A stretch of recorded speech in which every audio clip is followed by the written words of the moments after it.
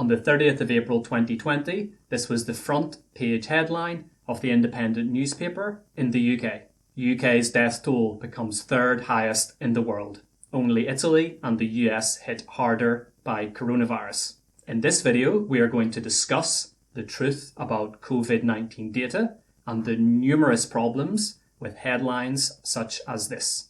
If you care about accuracy, the stated figure, unfortunately for UK deaths, was 26,097, and knowing the truth around data, stick around and watch this video. If this isn't something you've really thought about before, now's the time, and I hope this content helps. By the way, I'm using chapters in this video, a new feature on YouTube. If you move your finger or cursor somewhere down here along the time bar, the names of the chapters should appear, and you're able to select the chapter that is most relevant for you or to recap key information. Let me know if you like the chapters. Our overarching principle is critical thinking and specifically media literacy. I refer you to James Egerton's excellent blog on the subject and thank him for his assistance and his ideas in putting together this material. Our working definition: a commitment to objectively analyse and connect someone's claims in the media to reliable evidence in a proper way. Note the 6 components in our working definition. It is a commitment, not something that is done haphazardly in a few seconds. It is objective, not subjective, and not biased. It is analysis, not just a flimsy glance without depth of examination. There must be evidence. Imagine a court case with no evidence. The evidence has to be reliable, passing the scientific test of validity. The whole process of critical thinking must be bound together in a proper way. Practice what you preach, an excellent saying we regularly use in English. Cambridge Dictionary defines as to do the things that you advise other people to do. Therefore, I encourage you to critically analyse everything I say in this video, and if you have any queries, please put them in the comments below. I would love to hear from you. There are 3 kinds of lies: lies, damned lies, and statistics. This phrase was popularised by the US author Mark Twain. However, its exact origin remains somewhat unknown. What is important is the accuracy and relevance of the phrase, perhaps especially vital during this period of an abundance of social media, misinformation and fake news. The persuasive power of numbers and statistics can be used to apparently show a variety of things, depending on which figures are used and how they are presented. In light of this, our video series will attempt to independently look at 3 things: how to actually read data, the issues with the veracity of COVID-19 death data, and the importance of critical thinking and media literacy when testing COVID-19 information. If you are a regular viewer of this channel, you'll be more familiar with English lessons, other languages, and Northern Irish dialect coaching. In this video, we are returning to my roots as an undergraduate and postgraduate student of maths, followed by 8 years teaching in a state school, including 4 as the head of department. I'm excited in this video to link the importance of maths and language. After all, maths is just a language too. Far too often during this crisis, many in society are accepting mathematical ignorance as well as ignoring the importance of media literacy. We're trying to address both of them in what follows, and this video is highly relevant for you, no matter which subject interests you. Our first aim is how to actually read a graph. This is a potential minefield if not taken with a pinch of salt. We'll switch across to the laptop to look at an example. The first question for us to consider is, what is the title? This is something we heard in primary school, in secondary school, and is equally important in university and in life. What is the title? And you'll notice in our graph up here, there is no title. This is extremely important.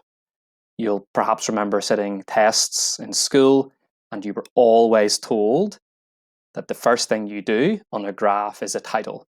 And here we can see in this example, there is no title. And that's crucial because we don't actually know what the graph is showing. A title tells you what a graph is showing, which brings us to our second point. What is the date? Perhaps this is also something that could appear in the title. I mean, the first thing I noticed from this graph is the number 500,000 about confirmed cases. So I know that this graph must be from the past. That was my initial impression, because I remember hearing in the news how the United States, for example, had passed 1 million cases of Covid-19. So I know that this graph was some time in the past. However, without a title, we're not clear on that. It's extremely confusing with no title and with no date. These are essential. You must let people who are reading graphs know the precise information that the graph shows. If you don't do that, then things are open to interpretation. I might look at it one way, as I told you my first impression about there not being a million cases, so I knew it was in the past. People might think this is relevant for today, or a long time in the past, or it's not even about COVID-19. There's no title, and there's no date. And I had to check in the whole article, and there was no title for the graph anywhere. However, I should say at the start of the article there was a date. But I mean, that was quite far away from the title, quite far away from the graph, I should say. Every graph must have a title, and in graphs like this, there needs to be a date as well. Okay, next we'll come to what are the axes, or what is being measured. Our x-axis, down here, the horizontal line is days since 100 cases. And our y-axis, over here, excuse my arrows, or the vertical line is confirmed cases. This is very important because it lets you know what is actually being measured. Now, one very important thing to say is about the different scales. You'll notice that our x-axis, days since 100 cases, is linear. Let's see if I can spell with the mouse. And that means it increases in a normal way, 0, 5, 10, 15, 20, and so on. It's a regular scale. However, our y-axis, confirmed cases, is what we call a logarithmic, or a log scale. Look at the numbers, 100, 500, 1000, 5000. Now, the reason why we use a log scale is because it allows us to record extremely large numbers. If we were to include 500,000 up here, I mean, would be meters. My screen wouldn't be large enough. We'd need a huge graph. You'll notice that unlike linear, where the gaps are equally spaced, the numbers are equally spaced, 10, 15, 15, 20. There's a gap of 5 between both of them, and the distance is the same. In confirmed cases, what we have is the distance between 100, down here, and 1000, 1000 and 10,000, 10,000 and 100,000, 100,000 and a million is the same. Now again, if you don't pay attention to this, you will misinterpret the graph. So you need to know whether it's a linear scale or a log scale. Okay, next we'll come to what I think is the most important question. What isn't shown? Without a title, as I said before, this leads to very tricky waters because we don't know precisely what's being shown and when the data is from. For example, this graph does not show deaths. This graph does not show how many tests were carried out that led to the number of confirmed cases. This graph does not show the population.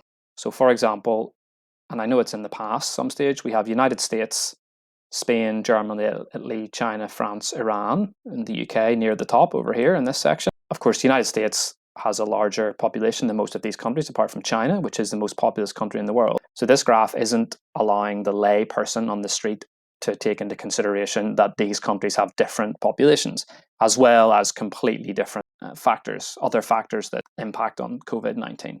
Also, another thing we don't know is how many days it took to get to 100 cases. Perhaps one of these countries got to 100 cases very slowly, and then they have accelerated after getting to 100 cases. Or perhaps a country got to 100 cases extremely quickly, and they've slowed down, which would, I suppose, be a sign of progress. This graph does not tell us about that. So you really need to, as I said earlier, take it with a pinch of salt. Another thing worth pointing out is there's an overload of information. I mean, clearly the United States is highlighted here in orange, and then we have these lines double every day, every 2 days, every 3 days, every week, and every 2 weeks. That would be the number of confirmed cases doubling. I enjoy that. That's this section, this one, and this one. I think that's useful. That explains in simple terms to a person who perhaps doesn't understand graphs. But then all this in kind of fine color, it's very difficult to interpret what's going on. You can hardly read the names of the countries. There's too much information. And then the last thing I will say about this is there's what I'm calling a complicated blurb somewhere in here. average geometric growth, previous day 1.40 times growth. Now, you may know what average geometric growth is, you may not, but what does it actually mean in real terms? Would the normal person in the street know what these numbers mean? I don't know. Now over here, you can continue with the next video in our series about the truth of COVID-19 data as we test our initial headline. Or to enjoy more COVID-19 videos, watch this entire playlist. Also do our world a huge favour and share this video series with someone you know that needs to know the truth about COVID-19 data.